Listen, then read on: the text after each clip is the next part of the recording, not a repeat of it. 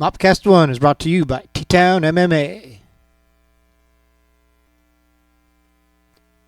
Hey, here's a little disclaimer. The views and opinions expressed in this podcast do not necessarily reflect those of the MAWP organization. And there are some themes and subject matter that may not be suitable for all audiences, so viewer discretion is advised.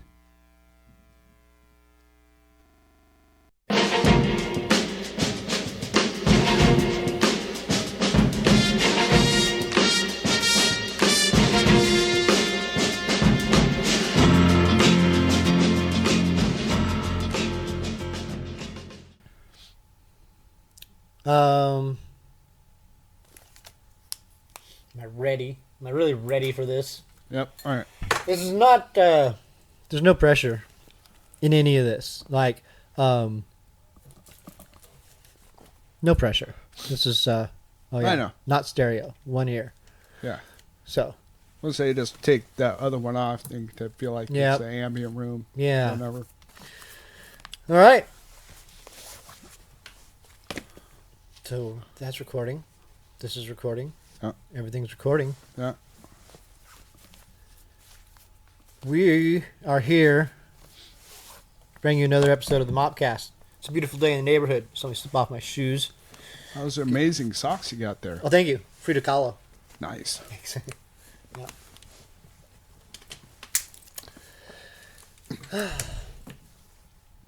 Right. So we're here. We're recording another episode of the MAWPCAST. It's a nice, casual, mellow introduction, which now that I'm getting my feet wet and getting a feel for things, I can start to articulate things a little better and formulate my ideas, maybe even speak them better as time goes on. Yeah. Because I'm not as behind the eight ball or being rushed. And hey, you coming in to help out is taking a lot of pressure off because I don't have to spread myself any more thin. Doing a few things right now other than this podcast, and so some of that is reflected in some of the mistakes I made on the last show. Hey, it's a learning process. It is. Yeah. It is. So we're as we're developing this show, we're developing it by talking about it and doing things while we talk about it. So there's not any set routine. But one of the things that I wanted to emphasize is that one of the reasons why I'm doing the show at all is it's entertainment. And it's entertainment that I want to hear specifically. And while the rapport and the dialogue between the hosts, whoever they may be, it is what it is. But that I want it to just be a little more subdued than normal, like YouTube content, for instance. I'm not trying to yell at people, and I'm not trying to sell anything to people. And I don't necessarily even want to be the host. I never wanted to host a show, but it is something that Takata and I had talked about for a couple years now, while some of these projects have been brewing on the back burner on my plate. And so I've always wanted to have something like this exist. And eventually I just had to start doing it myself. And so I'm feeling it all out and establishing the kind of thing that I want. And I want a show that plays music from this scene and people who aren't yelling at you. I hear you. And I understand that necessarily I'm first of all not the most equipped to host the show, but I'm enthusiastic about it and I do love it. So once I started doing it, I was actually I do love that. I love the thing that I wanted to hear, and so I'm not trying to toot my own horn. It's just it came out exactly like I wanted it to be, other than the goofy like mistakes and stuff like that. But that's all. That's music. I mean, there's part of it that This is ain't Milli like, Vanilli. you know, don't get me started, because like I was never a big fan of Ricky Rockman, and here I am, I'm like becoming Ricky Rockman. I'm like, oh, that guy. Yeah, but it's okay. You know, you got to embrace it. You got to live with it. So Oh, yeah. And then it's a learning experience too. I mean, the more you do it, the more fluid you'll become, and the more you'll figure out what works for you. Yeah. You'll figure it out. Trust me, I'm always behind the board, so I'm never in front of the mic. So it's been quite the challenge for me. That's why I think I need to get like little side notes, little stuff, so I don't quite feel like I'm totally out of base and stuff. And Yeah, I should have show notes, and we talked about this before, and it's a good idea. And I do jot down things. I just don't necessarily bring them to the table when it's time to do the show. And again, it's not because I don't want to, and it's not really because I'm trying to capture this crazy spontaneity. But it all works out in the end. Well, yeah. So that does, though, break down the basic format of the show and how I want it to work out. And there's not like a set demographic for songs that I'm trying to hit, but as I'm starting to create these different playlists for each show that we're doing, there are some things that I'm like, I want to make sure I kind of get a song that is like old in there, and I kind of want to make sure that there's some go way back rap and hip hop represented in these shows. Like that's a important thing. Just some little bit of everything, but the most extreme of everything too, and stuff like that. Yeah. And again, I understand how that could be a little bit. Don't. I got a quick question for you. Okay. Yeah. Is there a polka band out of Tacoma? Polka. Because I always make joke references, say, "Hey, do you know a polka riff?" To bands on stage and stuff. And I'm just wondering, is there really actually a polka band out of Tacoma? Well, maybe the listeners out there could we get a hold of us somehow and let us know if we can. This can be loosely defined, but no.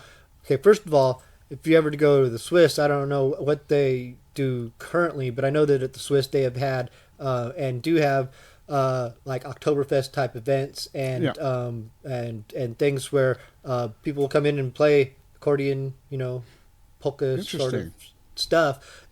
But if we're talking about like bands, like honestly, the first thing that really leapt to my mind was the Fun Police.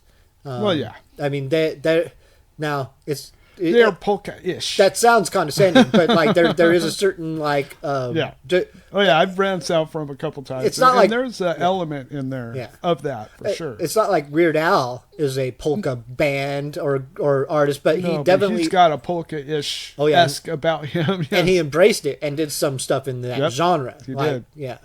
But yeah, they polka for me is intrinsically associated with the accordion, and so if there's an accordion in it, then I'm going to say you're a polka band. All right. Sorry to throw you off track. That's all right. No, it's perfectly fine. It's perfectly fine. You don't have to worry about it. There's no format here, and there's no show notes. So talk about anything you want. So what we got on the lineup today? We got anything really interesting, cool? Chris. You know what the hardest part about the show is? Everything combined, out of all the hardest things, it's picking songs. Yes. Holy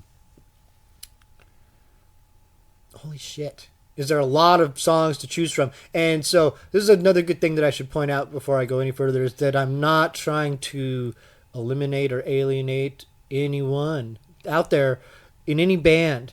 It doesn't matter. You can only put so much in each show. Yeah. I mean, we'll work on getting to you. Doesn't matter if you know me. Doesn't matter if you do know me or not, or what you think of me, or anything like that. Like, I want every single group that's ever made music to have a fair representation on the show, whether I'm hosting it or not. I want to just have a lot of diversity, and I just want it all to be heard, because there is so much good stuff, and I feel like they would want it to be heard. Like, oh, absolutely.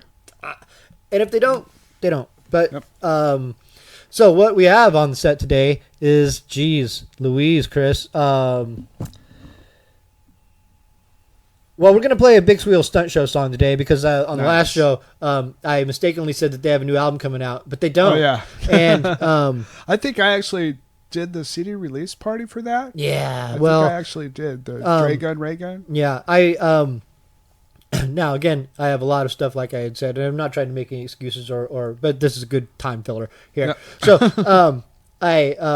I'm not only doing this podcast, but we're producing your podcast on the side, which is, that there's not a lot of labor involved in that right now. It's still in the the pre-production phase. Yes. But I'm really working hard on these compilations for MAWP. They'd done this MAWP comp a few years ago, with 29 bands, and we really want to continue this series because it says right here MAWP Comp Volume 1. Yes. And that means that there are more. There has to be more then. And so I'm soliciting songs from bands from all throughout time and history of Tacoma music, and I'm going to try to squeeze them onto 2 different comps that are going to come out over the next year. Hopefully we're going to get one out by Christmas. We're hoping to have it be mastered here within the next couple weeks once we get all these songs in order. And that's taking up an immense amount of my time. So in both doing that on the side and then putting together these shows and editing them and getting them together. So I ended up believing that there was a new album coming out from Big Wheel Stunt Show, and there's not. No. It was just... I'm sure that in the future there will be another one. Listen, it was an honest mistake, and I'll explain to you how it happened. Is that I'm absorbing things, processing information, grabbing things from here and there, and I didn't have that Big Wheel Stunt Show album at the time yet. I haven't got it because I collect music sporadically every few years and then absorb that music. And you know me, and you know that I specifically collect local music, and I've specifically been collecting it for this end goal for a long time. Mm-hmm. For a long time, I've wanted to make this happen. And again, like I said, Takata and I had talked about this 3 years ago. So I've been collecting this music, trying to get it to happen. And I had seen a couple of different things that led me to believe that I was seeing a new stunt show record. And one of them is I went to Bandcamp and I saw the track that I was disregarding the track. It just said a new sneak preview from the new album coming out December 17th. And I was like, oh, that's great. Because I had all these other new records coming out, and so I was like, just lump that in there in my excitement, wanting to hear a new record from them. You didn't see the 2016 part?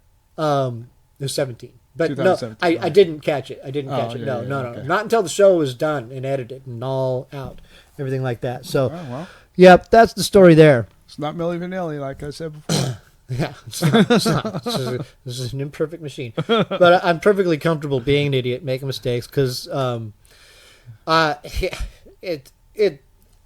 this is a very do-it-yourself production, yes. And it's a little messy, but part of that, in its essence, is why I'm doing it, because you don't need to be perfect, and you don't need to do everything right all the time. Now, I'm not saying go out there and blindly do shit wrong, and I've done plenty of that. We have.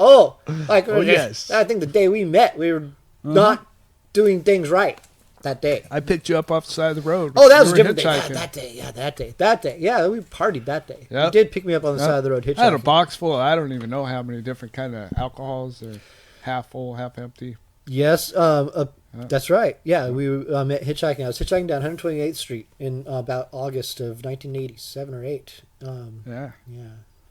88, I believe. Yeah.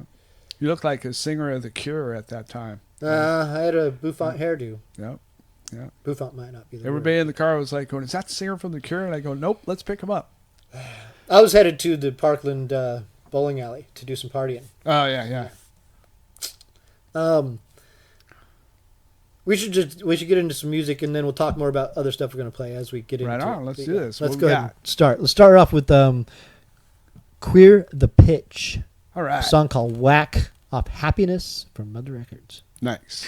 I am ready for anything.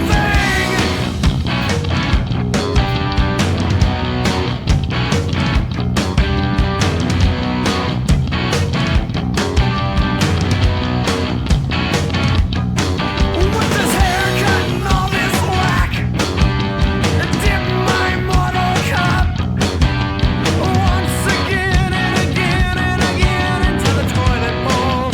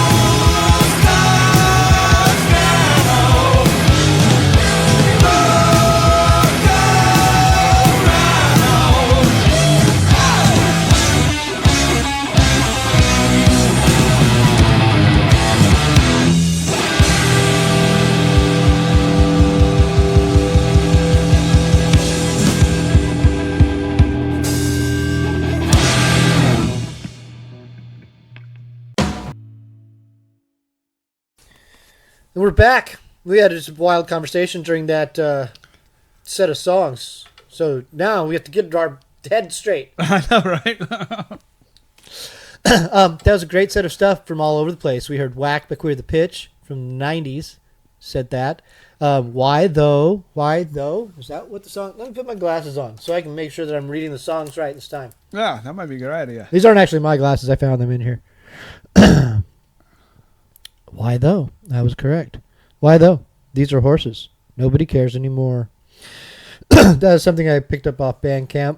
We also heard the Big Wheel Stunt Show, Fool's Time Now, off the album that I forgot came out. Yep. And then On the Bus by Trees and Timber from Electric Gypsy Love Child, Swoon Records. Yeah, great stuff. Yep. So yeah, just putting on these glasses, it makes a world of difference because I can see everything on that screen. Oh, it's amazing. Yeah. I can't see crap from here, so yeah. I think that these belongs to one of the members of the Gold Records. Oh, okay. Yep. Yeah, you look actually pretty distinguished with glasses on. Maybe you should, Clark Kent. Well, I I did used to wear glasses. I did too, actually. I just put it all out there in the world. I usually find mine on stage sometimes. Yeah, I just put them on if I could. Oh yeah, that'll work. That'll work. Yeah, that's it. Because I actually went to the store, and I was all looking through glasses. Apparently, I was totally dim-witted when it comes to this because I had no idea what I was really doing. I was looking at the prices more than anything, and I thought, okay, this one's $30, and they look kind of cool. So I mean, they must be the sturdier glasses. So I thought maybe they were just the better glasses. And I get them home, and I go to put them on, and I realize that they have fucking lights in the fucking things on the sides. Those have lights in them. Yep. Up to the sides. Yep. And they were just like too much for me. It was just like too big and too wonky. And then I went to Goodwill, and there was a pair in the shopping cart that somebody had evidently left in the shopping cart. And I thought it was kind of funny. I just kind of put them on. I was all looking at records. I was going, wow, I can see really good with these on. So I just went to Safeway after that, and I started putting on all those glasses to try to figure out which ones, the intensities and stuff. Because I really, I always looked at those and thought, oh yeah, if I wear those, I'm succumbing to being old. And then I found out the right pair for me that works. I was like, all right, yeah, I might just do this. Because I actually stopped reading because I used to read all the time. Mm-hmm. And then I've been buying more and more and more Star Wars books. All right. And I've been going, man, I really want to read this book, but I can't see it. I can't see the words. But it's cool. I know it's a cool book. I know it's a cool story. There's got to be. It's Star Wars. Yeah. Getting into this new stuff that they're releasing? Is that what you're reading? Oh, this just stuff that's from Goodwill that I've been buying. All through all sorts of different storylines and stuff. And I was reading when I was camping. That was pretty cool. It was kind of like in parallel with episode 4, but it had nothing to do with that. With Luke and Leia, it had nothing to do with them at all. But it was in parallel with that. But it had references to them throughout the story. And it was really, really cool. I wish I had the book to tell you which one it was, but it was pretty cool. And it was the same thing, battling the bad guys and stuff, and it was cool. In those days when they were making that era of literature, the Star Wars EU, as they call it, or the Legends now. Yes. There was some good stuff. Like anything, as it expanded, there's a lot of just middle of the road stories that some purist fans love, and some are happy that it's now relegated to Legends. And I've always been a big Star Wars fan. I'm kind of settled into a nice place with it now. Not at all a fanatic, but I'll pick up something once in a while and read it, or I still enjoy the movies, although these last couple were a little polarizing. It's starting to. Yeah. Well, let me address that real quick. Is that the first 3 fucking were polarizing, or the episode 1, 2, and 3 Yes. and Those now were pretty bad. Hey, that was pretty bad. hey now, polarizing. I think it's getting a little bit better. no, the thing is that now that there's these new movies to hate, people are completely, at least that the hate for the prequels has subsided. I don't know. The one with Jar Jar Binks, people are pretty freaked out about. I understand, but everyone's more tolerant of it now, and we'll see how this current series ages. But it's we're not making them. It's not us making it. So, and it never was. Yeah. Well, when it comes to Star Wars, for me, I like the idea of Star Wars. So basically, anything they come out with, I'm gonna like, because I'm not like, oh, this doesn't coincide with this or this doesn't coincide with this, because it's a made up story to begin with. So there's gonna be little flaws, and when I see a movie that has something like this, I just say, well, I just look at it as just somebody else saying their side, or it's from somebody else's point of view, or something like that. Because, the majority and the basics and the raw essence of it is the same. It's just little nuances here and there that are different that people are all freaking out about. And it's just like, I don't know. I love it.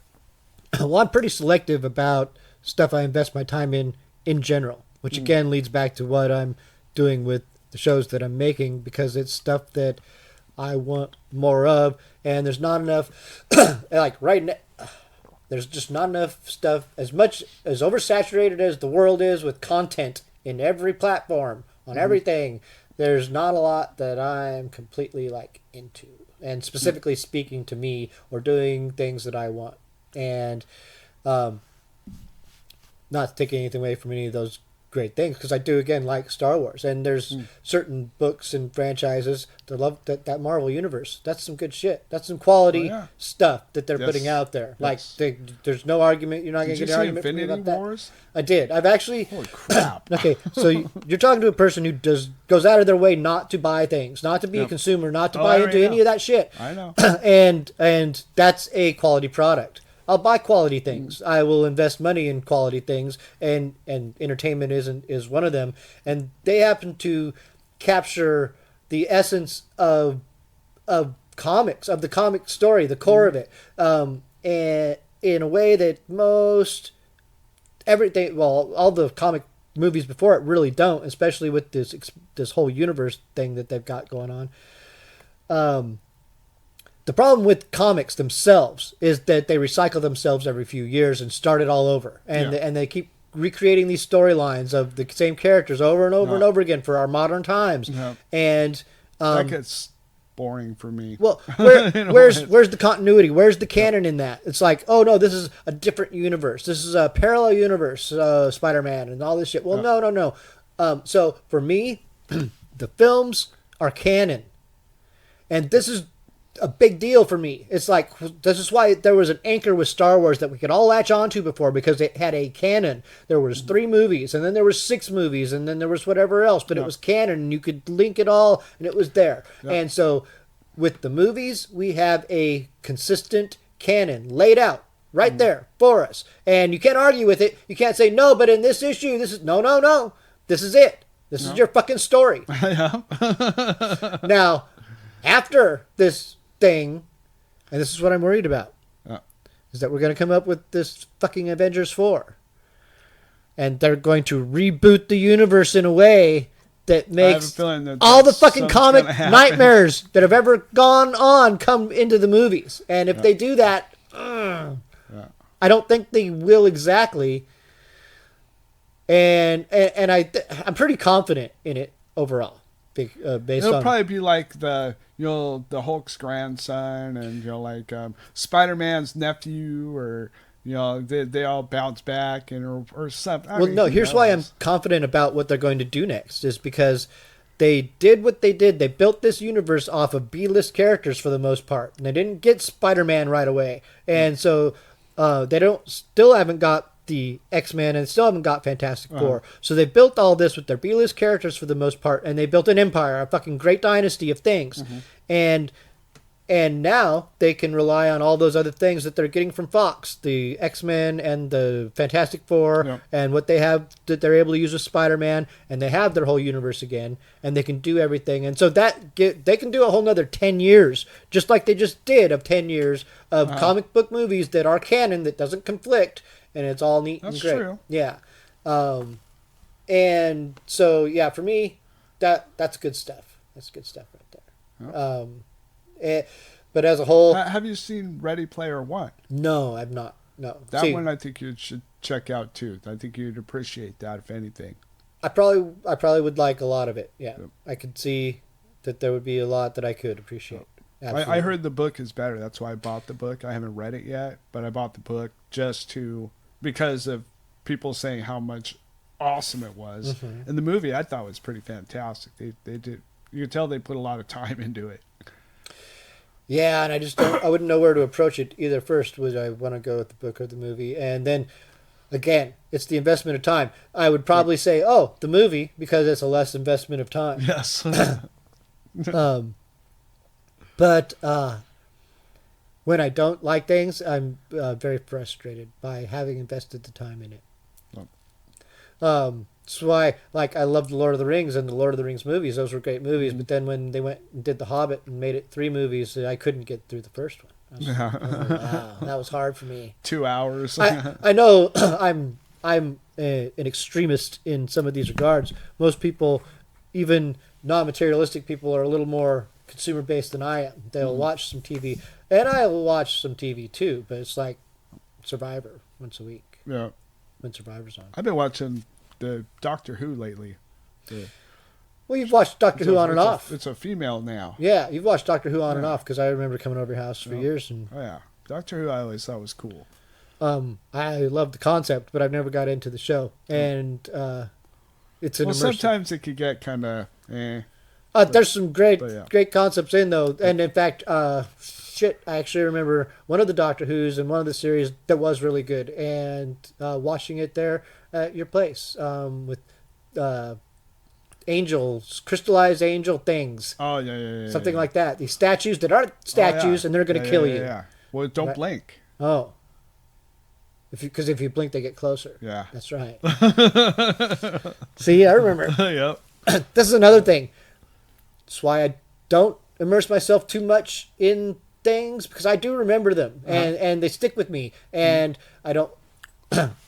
Now, I write and I make music, and I do a lot of creative things. I draw, and I like to be creative in my own head, and I don't like to be that influenced by the things. Now, I am influenced by the things. Everyone's influenced by everything around them. You're influenced by what you like and what you don't like. Absolutely. And I want some semblance of control over that. So I'm not necessarily going to immerse myself in a lot of different music, and especially local music, if I'm making music of any kind in any way. And so then I go long periods of time without hearing what's going on in my scene and not knowing. And then I catch up with that later on when I'm not making music and when I'm in a different phase of life, and I'll start gathering all that stuff up again and digesting it. Like, because I'll binge through a lot of things, like, and same with like something like TV, which is not my favorite art form, but I will especially in this day and age, you can binge stuff. So like last Netflix. winter, Oh, God. yeah, last winter I binged the whole Office. Oh yeah. That was fun. If you get a chance to see The Ranch, that's kind of cool too. Similar. Well, it's got Ashton Kutcher in it, and The dude, where's my car guy?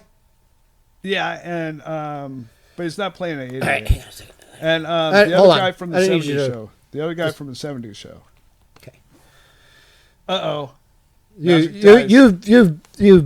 mentioned the name Ashton Kutcher, and so I've drawn from my pocket here. This is a 20-sided die. I'm going to need you to roll a saving throw versus sarcasm. Oh, you lost, bro. Oh, damn it. Yeah. So, dude, not a fan of Ashton. All right. Now, I'll tell you what. But in his regard, he's not it's not like the 70s show. It's not like any other thing that he's been in, because he's not acting like just a dipshit. Yeah. Yeah. He's actually acting like a normal person. So yeah. So I don't know if that means anything. I've seen him speak a couple of times that were very redeeming. For considering weighing it against all of his body of work, he said a couple of things out of context that were like, okay, I get it. And to put that in perspective, it's like this. I'm not a big fan of acting. I'm not a big fan of the emphasis we put on actors and all of the things that go with Hollywood and film and TV that is just so superficial. To me, it's the thinnest form of entertainment. I'm much more into music and performing arts, that like a live play would be much more something that would appeal to me than most shows. But this is not to take anything away from all of the work that goes into all of the different, because it's a lot of work that goes into any production, and it is an art. All of it is art. And so I don't mean it to be degrading when I say, to me, it's the lowest form of art. It's just, it's a very common denominator commercial platform. Yes. And so it's not what appeals to me as much as some other things. Where was my point, Chris? I have no idea. Damn it. What was I saying? I got lost myself, so. Maybe it's time to play some music. Let's play some. Let's go. Cut the songs. We should get back to some music though. Yes. We have been just rambling. We'll regroup while we're playing some music, and then we'll get back to you. Yeah. What are we gonna play? I don't know. I can't see. I don't got my glasses. Oh, you know what we're gonna play? We're gonna play Argonaut.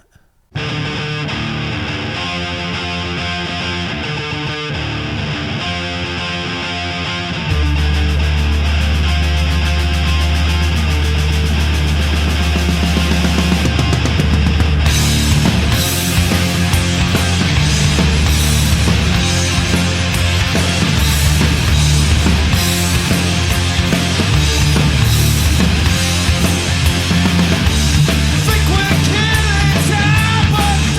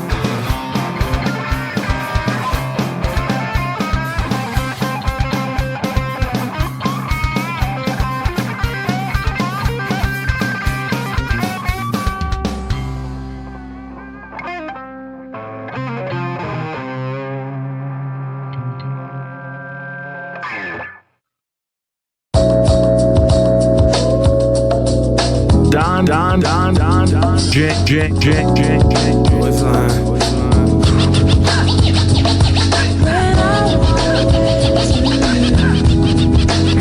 you saying now? I don't believe it. What you saying now? I don't believe it. And she was far from the love. Peace to all of my ladies who made it farther than us. Addiction, cause he did it all for the drugs. Clear the scene clean, please don't fall in the mud. Planned out, we can make it out this planet. A fight with these thieves, put a ring around a bandit. Man with his suave ways and keep a cannon for the pictures of the prettiest women that you could dance with. Hands grip the waist mentally, but don't touch. Hard try, step on his hard, it won't crush. Red high heels, high bills, and pink blush, but somebody gon' pay it. All she really gotta say is What you saying now? I don't believe it. What you saying now? I don't believe it. and she was close to the edge. Maybe they was mad because she was closer to them. Whose jewels sparkle in the light and just might put a permanent into your plight in real life. Her dude couldn't fill those shoes, they too designer. She probably never wanted them to, but he was blinded by the light-skinned girl in the video. At first she was too hostidity, but she did it though. From middle class, family intact, no issues with her dad, she just wanted to be bad. Swore that he never saw a woman this sad, but she still gon' play every time that he say. What you saying now? I don't believe it. What you saying now? I don't believe it.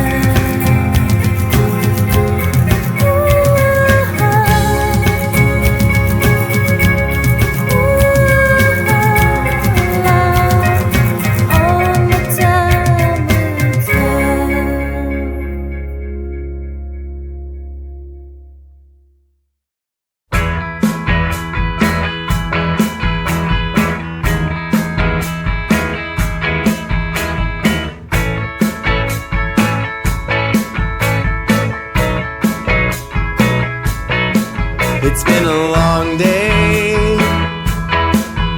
and I'm headed downtown. I like to watch the crows flicker and fly around.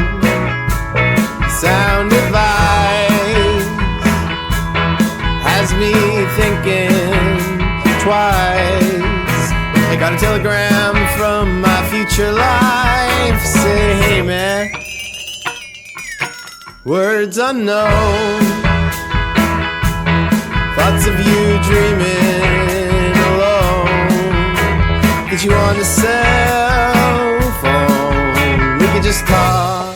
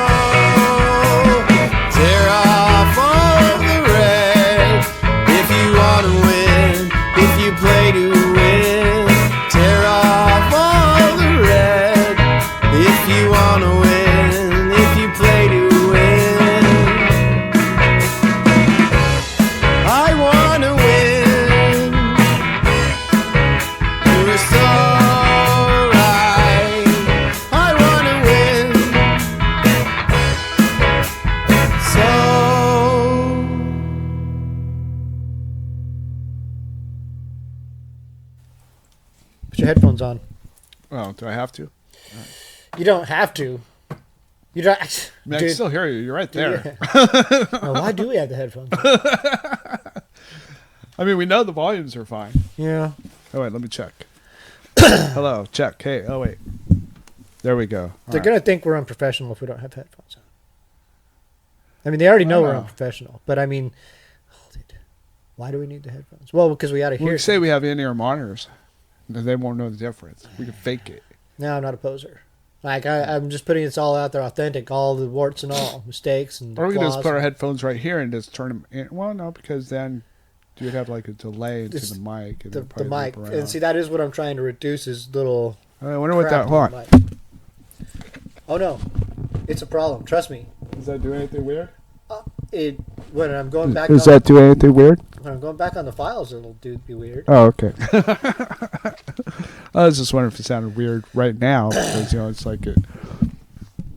Hypothetically, it could like make it loop. I feel like I'm not talking into the mic enough either, and that you don't even I hear care. you just fine. Yeah, but Yeah, you hear. okay, You're doing fine. all right. Well, I feel like I'm doing all right. Yeah. I feel like total, whack job doing this because like I said before, I'm always behind the board, so I'm never in front of it. So I'm just like at a lack of words half the time. So that's why I want to get little cheat sheets.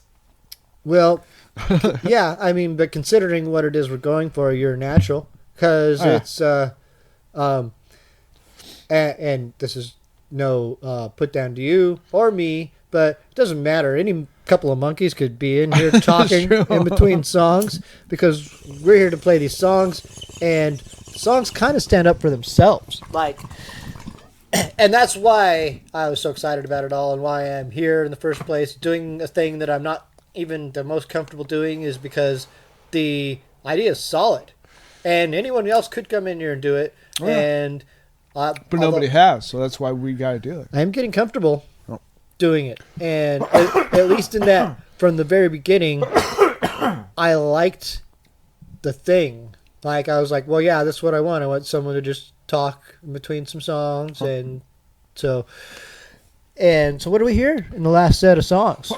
We heard Grady Styles by Argonaut. Oh, shoot, Yep, the that was moon. awesome. And Ode to Jason by Ida Phi.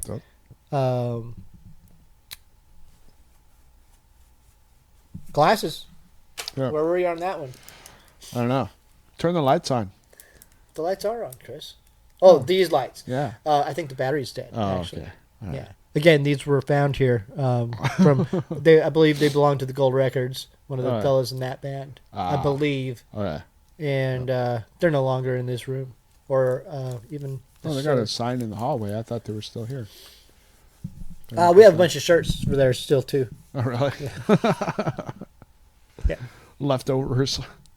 There's remnants of everyone who's ever been here. It's Yeah, oh, yeah. yeah. Yeah. If we ever do a tour of the studio, we'll see some neat things like Yeah, there's great stuff in here. piece of the It's Java awesome. Jive. Up Especially there. that up there. That's badass. I love that. The Java Jive. Yep. The kitty that's shining the gnome is probably the best, I think. That's one of the coolest things. The Cyclops gnome. Yeah. Yeah. And then I love the self-portrait of me up there. That's pretty neat, too. Oh, the dog, the beer glass dog. Yep. Yeah. Yep. I'll probably have to take some pictures of these and throw them up there. Yeah, oh, yeah. People are Otherwise, going, what the hell are yeah. you talking about? They've been smoking too much pot and And you know gone insane. the painting picture that has, is that a fish in that lady's lap or whatever? That my painting- that's my mom's tattoo. That's Minus the little yellow part, the yellow like fish like looking thing. It's your mom's tattoo, huh? Yeah, if you take that yellow part out and then color the head in red, that's my mom's tattoo. I see. Well, And it signifies something. well, the image itself, I would say, just based off of my armchair knowledge of symbolism and ancient cultures, is that it would be some sort of fertility goddess. The art itself that you are speaking of is a painting done by one John Metcalf. And John Metcalf, Metcalf. yeah, you met John Metcalf because he used to play bass in Bonzor. Oh, Yeah, right he was the last official bass player in the band once known as Bonzort that Wow. I was a singer of, and that's some of his art. And he now lives in Texas. I'm not exactly sure, but the last band I knew he was in was a band called Profane Anything. Cool. John also played with American Cheese with Ryan Anderson and Bob Lurvy, and he is a prolific artist and still does art to this day. And I believe Well, I hope graphic so, design. because that's great. Oh yeah, that was Yeah. 20 years ago, more than 20 years Wow. ago. Yeah. That's been in the plaster's room for a long, long time, and Man. and was in Bonzort possession prior to that. So Oh, wow, that's very cool. Yeah. So you got all sorts of cultural stuff on this.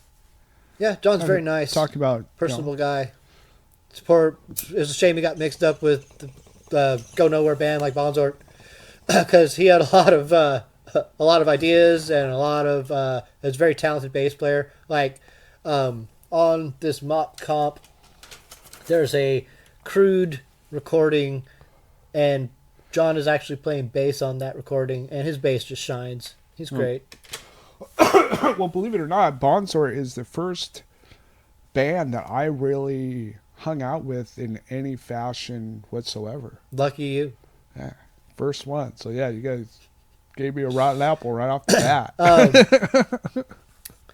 Well, No, I thought it was awesome. It was fun times. in South Hill at the time, there were not a lot of bands going on. AMQA had Well, broke up. I really wasn't even to the music scene at that time. Is that right? I was kind of like on the outside looking in. I wasn't really, because I didn't know any musicians. I mean, I had just,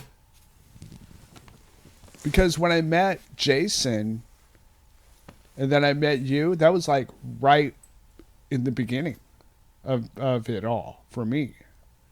Because I had always just kind of hung out and played video games.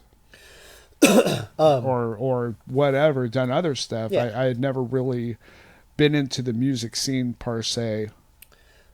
Well, I had been in that band, Inbred, that evolved into Mutard with Stuart Linkert, Brent Saunders, Dave Takata, and Alan Matson. And Alan and I used to party. We used to go to parties, just hitchhike out of South Hill and go to parties. And that was the thing we did in I the would go to 80s. parties and stuff, but that was it. Well, this is how we would run into you and Kelly Yep. Graham all the time. Yep. Like, we were like two rivaling pairs of Beavis and Buttheads. I know, right? Just these duos of partying kids who would do very similar things, go to 7-Eleven and get some nachos and then go to parties. So it's like Bill and Ted, you Yeah. know, they're different versions Yep. throughout time and stuff. And so we ran into each other at keggers all the time. We would go to similar places, like we all lived in South Hill, but we would all end up in Parkland and go to that bowling alley. Paradise Bowling Alley. Yep. And find a kegger, because keggers were the big rage at the time, and they were easy to find. It's crazy Yeah. time of life. Well, yeah, that was fun times though. Can't get away with that stuff nowadays, though. Yeah, thank it's God. just not the same. I mean, I just don't trust the way people react nowadays. No. towards stuff. As I've grown up, I've only like tried to be involved with a much more controlled kind of thing, and even some of those things are hard to maintain and keep in control. Like exactly. The TCW that evolved in the late 90s and early 2000s, it was a short-lived but very neat kind of party thing that was hard to contain because it evolved really quickly, and it was like people just they responded to it very enthusiastically. Almost too enthusiastically sometimes, yeah. Yeah. So, and with that kind of enthusiasm comes liability, especially if it's an underground thing. Like underground anything, I mean, there's a reason it's underground, because there might be some liability, some legalities that are preventing it from being like with TCW. That was Tacoma Championship Wrestling, and that was a underground wrestling league that in the state of Washington, you can't really put on an entertainment show of that nature without being heavily insured and licensed. Oh yeah. And you had a band in the middle of a wrestling rink, and then you started throwing people into the gear. That might have happened. I mean, but this is again. I thought it was awesome. I mean, if that was, if we had, I mean, did somebody videotape that? There are videotapes that exist in the world still. I would love to get back to that. I mean, that was kind of a weird time with me, because that show is when I had found out that my grandparents had passed away. That was horrible. So that was a weird night. But I remember at the time I was having a blast. That was just the coolest thing ever. Well, for a party, for something that was essentially just a party, It was neat. And I think that was the first time I saw the debut of, at least my debut of, the Fabulous Truffle. Oh yeah, I thought you were going to say Postpartum Depression, because I remember them playing that particular show you were talking about. Yeah. I still remember your entrance song. What was that? The Fabulous Truffle. Yeah, was it Don't Stop Believing? Yeah, he had the Don't Stop Believing. Yeah, was his entrance music, that was amazing. Oh yeah. Those were good times. Yeah, we'll have to go more into detail on that. Maybe do a whole skit on that. If those videos ever emerge, that'd be really neat, because there were. I actually happen to know of one in particular, like that was the last one done at Hell's Kitchen, when Hell's Kitchen was still on 6th Ave, because again, it was a party that became too much to manage. And so the last incarnation of it, the last time that any TCW event occurred, was at Hell's Kitchen. And it was fun, but it was a different atmosphere. Like, first of all, you couldn't house as many people in Hell's Kitchen as we were ended up getting at some of those parties. And the level of frenzy and excitement and chaos wasn't quite the same. I mean, if it was something we continued, it might have evolved. It was at the time something I would have been prepared to continue for a long time, but there's a lot of good reasons why it wouldn't have been a good thing to continue. The liability. I mean, I saw immediately the liability of it. I mean, the concept of it, if you had the money to actually do that and do it right, it would guarantee work. I mean, that would be freaking cool. That'd be the coolest thing ever. But now, even in like professional wrestling is like it's absolute athleticism, and people are injured all the time. Yeah. And what we were doing was hokey and dangerous, and very dangerous, and people were prone to get hurt. Yes. And we were not athletes as a whole. A couple of the people involved were very athletic, but most of the people involved were not. No. And so the only time you really see people like that do what they were doing was when they were heavily drunk. I would not have been able to do anything like that drunk. Yeah. Well, now you're what, maybe 100 pounds back then? Maybe 100. It all 110, depends. Maybe. No, I know you were like maybe 100, 110 pounds because I was 125. No. Okay, yeah. There was a long time where I was consistently 110 pounds. You're absolutely right. Yeah. And the guys you were going up against, I mean, wow. Yeah. That would have been awesome, though. That would have been cool, though. You would have got hurt. It would have been fun watching you get hurt. I wouldn't like you getting hurt. No. But it would have been fun watching it. The first time I ever wrestled was the worst beat up I've ever been. Like, I mean, I really was injured after that. Like, I had a torn sternum or there's big problems. That was one problem. Like a cracked rib and I was just like, I was mutilated after that very first one. But that was the only one I was really wrecked after. Most of them I got out fairly unscathed, maybe a limp or a bruise or some soreness, but everyone was really thoughtful and courteous and trying to just put on a good show. So that was great entertainment, I thought. Yeah. But it could get carried away and out of hand pretty quickly. Yeah.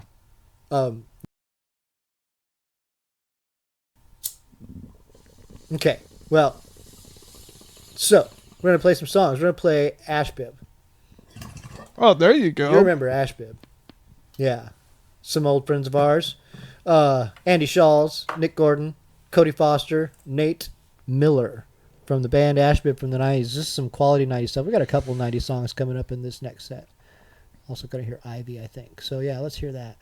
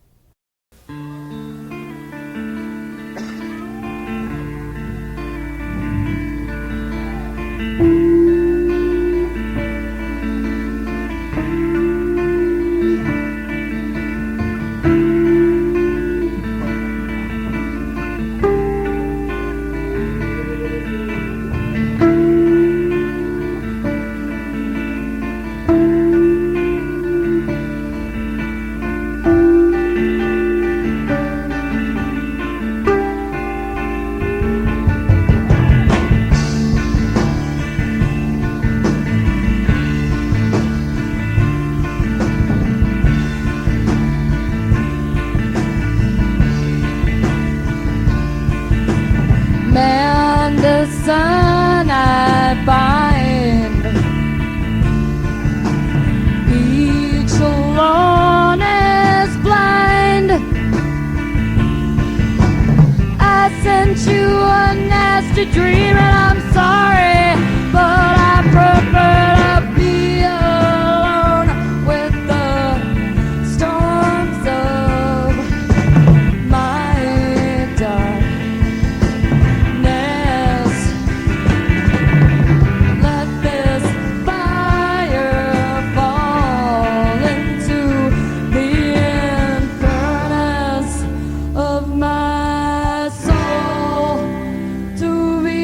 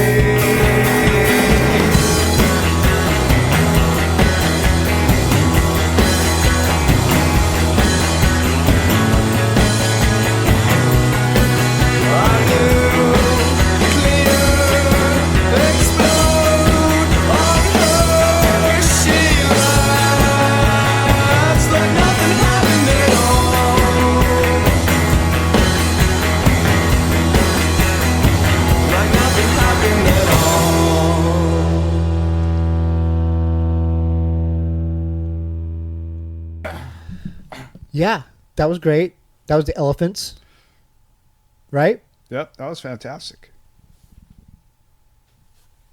We also heard Brothers Yes. by the Ratchet Mob, Yep. Ghost House Records. That was hardcore. That was cool. Humble Cub. Is that one? No, that was the previous set. Now I'm Yeah. see the glasses. God damn it. Yep. Was that the last set? Is that this set? No, that was the last set because we started this set off. Did we ever even mention that we played? We probably didn't talk about it. That's why I'm confused because we didn't talk about all the songs because we don't always talk about every song that we play because I'm a lazy podcaster. That's why we need to write stuff down and then we can Well, check it's- stuff it's off. written and stuff. down. But that's on a computer. How can Yeah. you check that off? Well, You could go I down could. the road, but if you click up above, oh, you're back there. You don't know where you're at then. Oh. Well, I could uncheck the songs that we've played as we go, and I could also just look where we are, on the list because I stopped right there. Yeah. And I'm playing them in order. I'm trying to be very strict about that, just in case there's some need to be on the ball, and often there is complications with the file or whatever.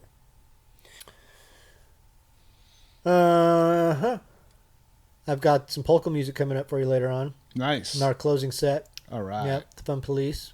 Very cool. I'm always down for some cool polka. I'm really hoping to get something from them for the MAWP comp. We're taking. I mentioned this. We're taking these contributions for songs for these compilation records that we're putting out, and that's a band I would love to have included on there. And I love to get unreleased rare stuff whenever possible put on these because it's a treat, stuff that we've not heard, and it gives collectors something to search out and fans. But I'm happy putting previously released material on there also. This is part of my three-pronged attack here with the podcast, the website, and the compilation records. I should give you a little background on that. I don't know if I've told you that story as to exactly how you ended up in that chair. How's that?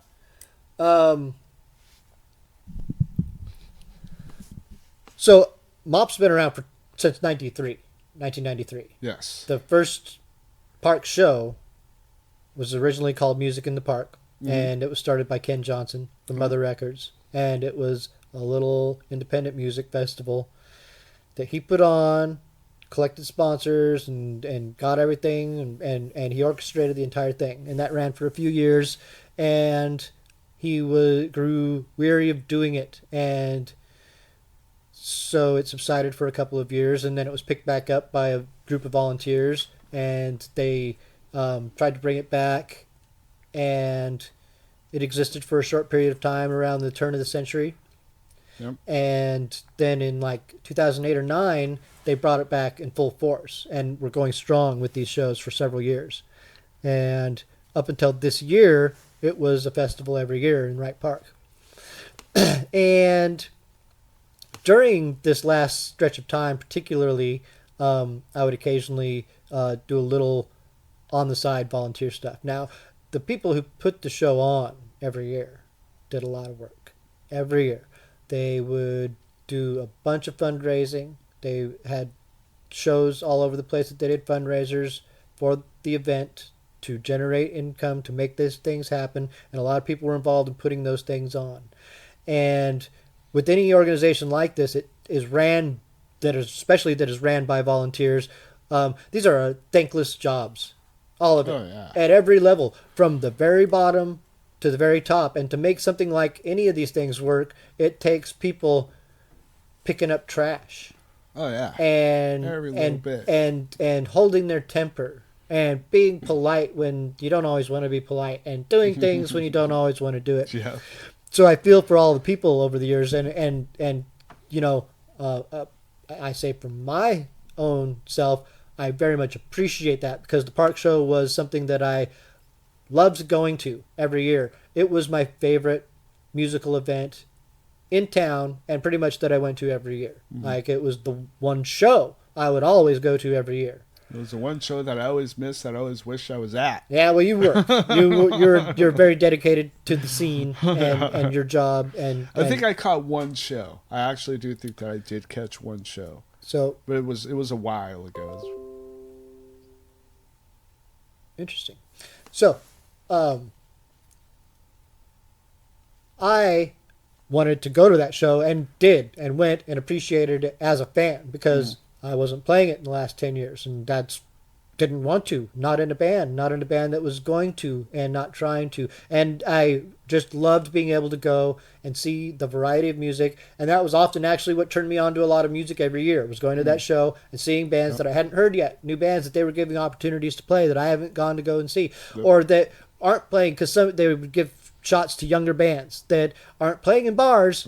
And I'm not going to a lot of bars to see shows anyway. I will once in a while, but it's not just my thing. I would rather see something like that. And again, that was me. My voice was being heard for me when I went and saw it. I was doing it. That was me in a sense showing my support, but I would do it in other ways too when I could and had the opportunity. Now, for years and years, I would just say, why doesn't anyone record this show? The Park show. Why doesn't anyone record it? And I would say it to people that were involved in the Park show because they were friends of mine, a lot of them, and I had their ear. So I would say things like, why isn't this done? Why isn't this done? Now, the short answer to that is, shit, man, they're doing enough. But the long answer is that it's just not that simple to just go and plug in and record. You can get a soundboard recording, but you need to focus someone's attention to do that every year. It has to be something that's ingrained. And the videotaping is something I always like, why isn't it videotaped? Why isn't there an archive of this? And so in 2014, I think it was, like, after years of talking shit, of like, why doesn't anyone film this? Why doesn't anyone record this? I was like, do you got a camera? Because I didn't have a camera. So, I mean, there were some valid reasons why I just didn't go and do it myself. I wasn't in an actionable position to do it. But then it just dawned on me, well, if someone has a camera, I'll do it. I'll just do it. And that's what it takes to run a volunteer organization. It takes someone saying that they'll do it and that they'll run with that ball. Now, I wasn't necessarily prepared to run with the ball. What I was trying to do was say, look how cool it is if someone does this. Yes. It would sure be cool if someone else did it. Trying to set an example towards what was going on. And in all fairness, that same year, actually, it was also filmed, coincidentally, 2014. Chuck Gosk and I both filmed. And so there's like 3 video angles of that particular show, and that's nice to have that amount of footage. That's great. But it didn't get necessarily the whole entire show filmed again. And then this year I just picked up a camera and quickly filmed what was done at the last show because I wanted it to be documented. But again, like the stuff that I did was very small over the years. I helped them out when they asked to do the layout for this comp. And that's another thing, is that I was always in their ear saying, you guys have the ability to make compilation records. MAWP does. Why doesn't MAWP make comp records? Why doesn't MAWP make comp records? And they actually did. And it wasn't necessarily because I said it, but because they could. And when they did, they're like, could you help us do the layout? And I was like, yeah, because I talked so much shit for so long that if I didn't, I would sure be an asshole if I didn't give them that time and do it. And I did my best under some short time. And so now we move on a little bit, and we're building a website, or we got this idea to make a website to kind of focus some attention on stuff. And now when that happened in the same frame of time, like in 2014 or so, I put this music archive in the website of all the bands that I could muster from the Tacoma scene, the greater Pierce County area over the years, as far back as I could find. A lot of those resources I got from the Pacific Northwest Band's website. That is a great resource for local music, and I've mentioned it before, I think, and hopefully I will mention it a bunch more. It's just a great thing to go and support and check out if you're interested in older music from the Northwest, because the Northwest has got a great scene. But that inspired me to do this thing for Tacoma specifically, and so I dialed it in and I started doing that and made this archive. And in the midst of building that website, making the archive, my computer crashed and I just didn't get back to it. And then the website didn't do much, and then it was kind of shelved. And then we forward to the current year, and MAWP's winding down. The Park show's now going on a hiatus because, like I said, this is a thankless. Yeah, it takes a lot of volunteers and a lot of work, Yep. a lot of energy.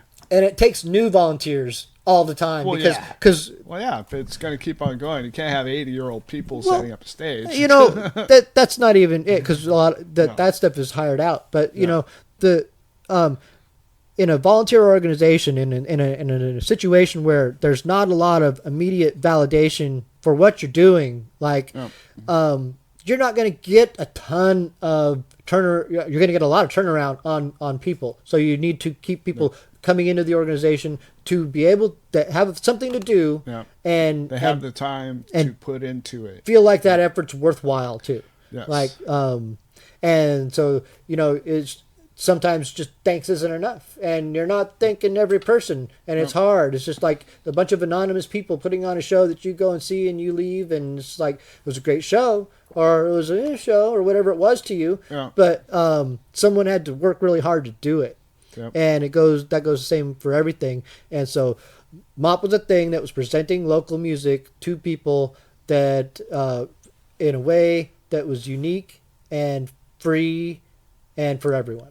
Yes. And so I made that website that with the band archive with that same intent in mind so that every band that I could think of that we could reach out to could be remembered and that legacy preserved a little bit, because I've been in bands and I've seen a lot of bands and sometimes stuff gets lost and forgotten and overlooked, or sometimes at the time a band isn't recognized for what they were. And this happens a lot just in music in general, in every scene and every level of music there is. Like there's bands that are underrated and unrecognized, or they get overshadowed by bands like that are just huge. You know, they don't get as much play or attention, or conspired against by corporate bullshit. There's just so many different things that. So now we're at a point where there's not going to be a MAWP show potentially ever again.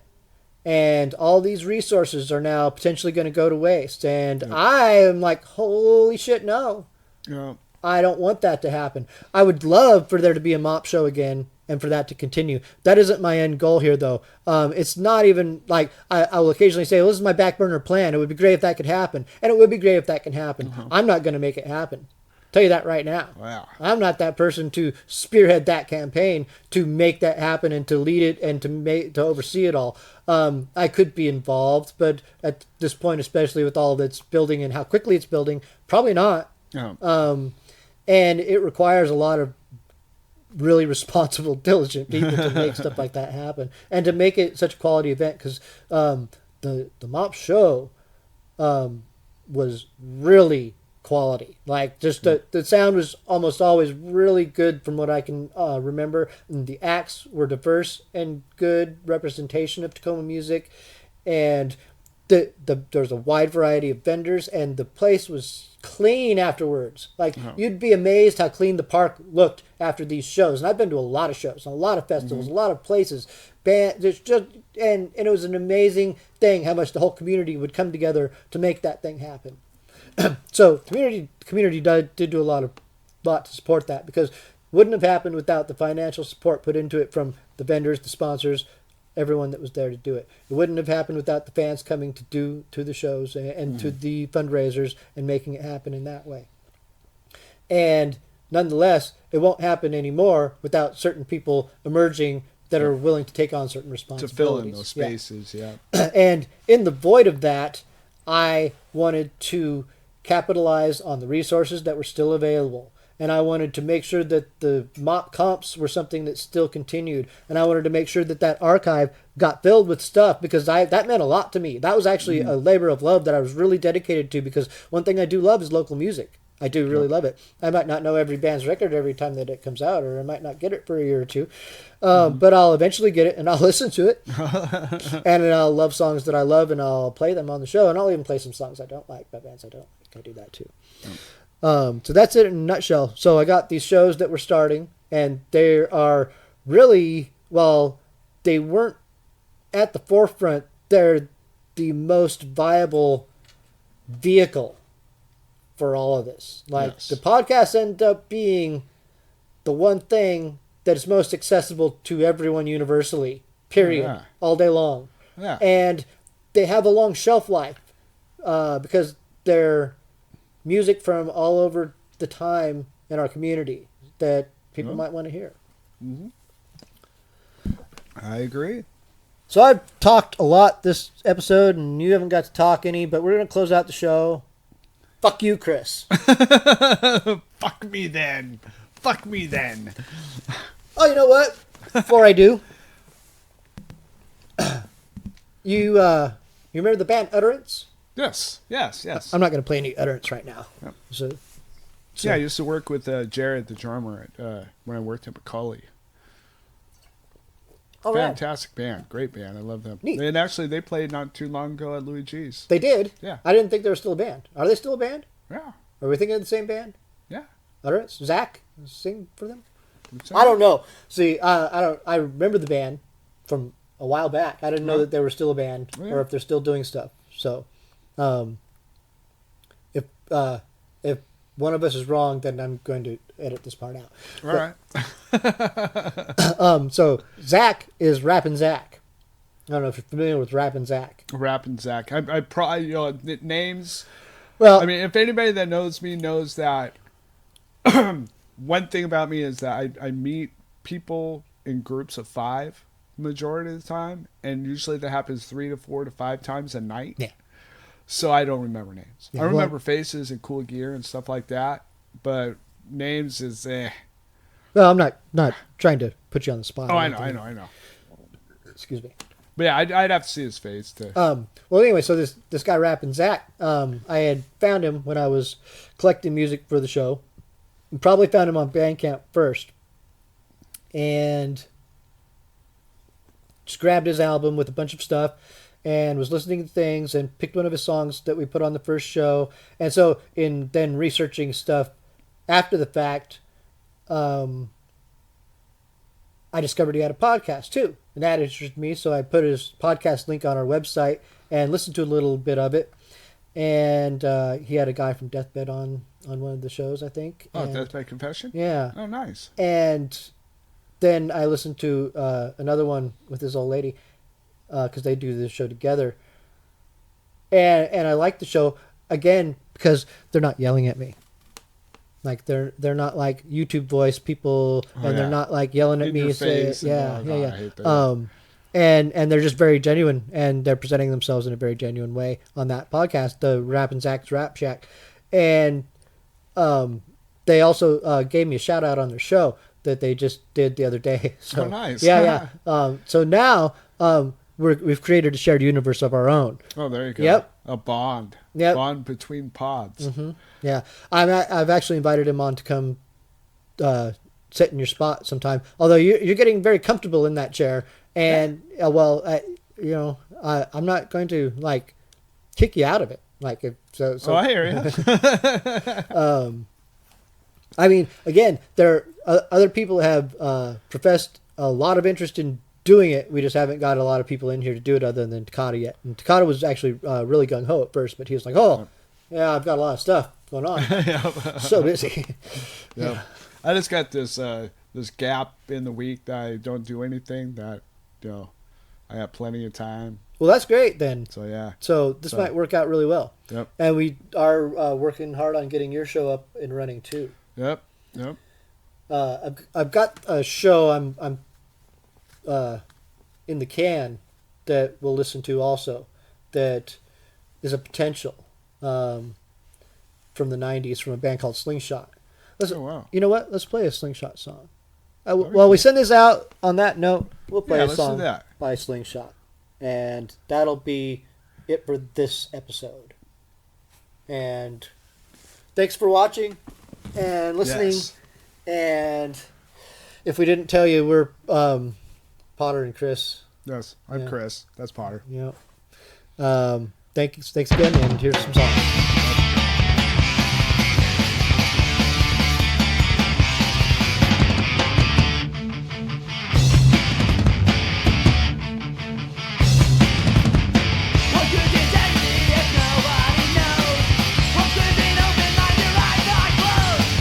Nobody began and living for everybody.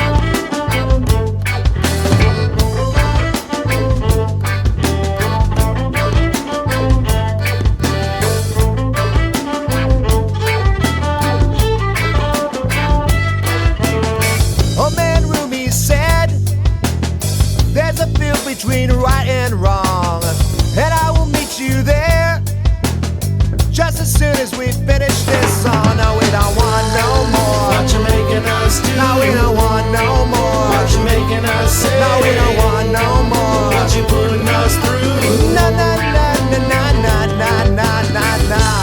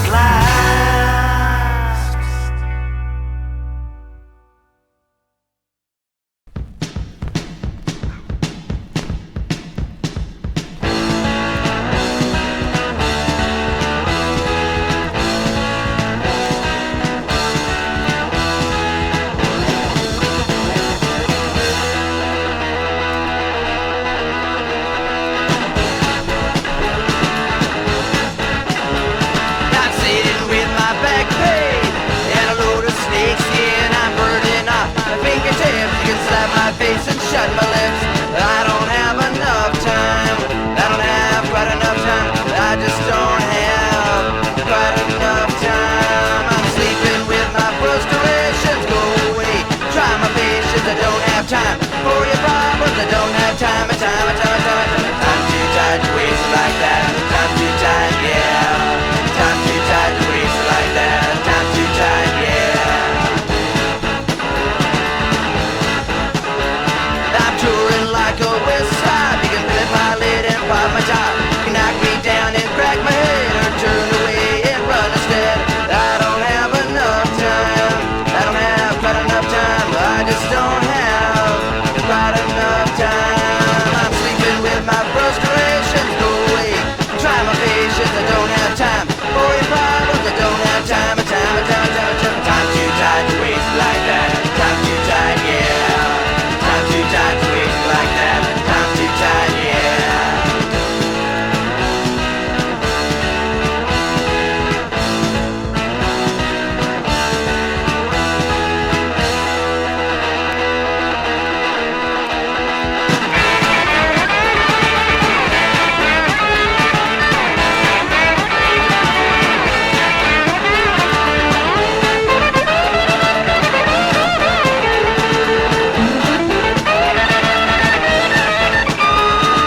Time too tight to waste it like that. Time too tight, yeah. Time too tight to waste it like that. Time too tight, yeah. Well, I'm laying on a bed of nails. I get arrested and go to jail. Someone tried to jack me up. I said, wait a minute, I've had enough. I don't have enough time. I don't have quite enough time. I just don't have quite enough time. I'm sleeping with my frustrations go away. Try my patience, I don't have time for your problems, I don't have time. Time too tight to waste it like that. Time too tight, yeah. Time too tight to waste it like that. Time too tight, yeah.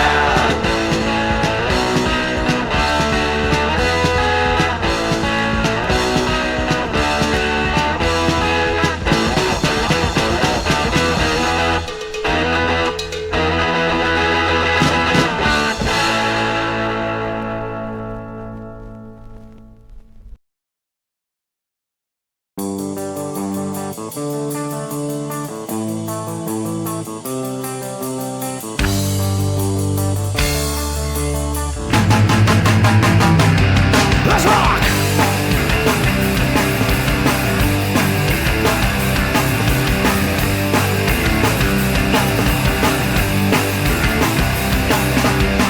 I've been late last night, about 12 o'clock.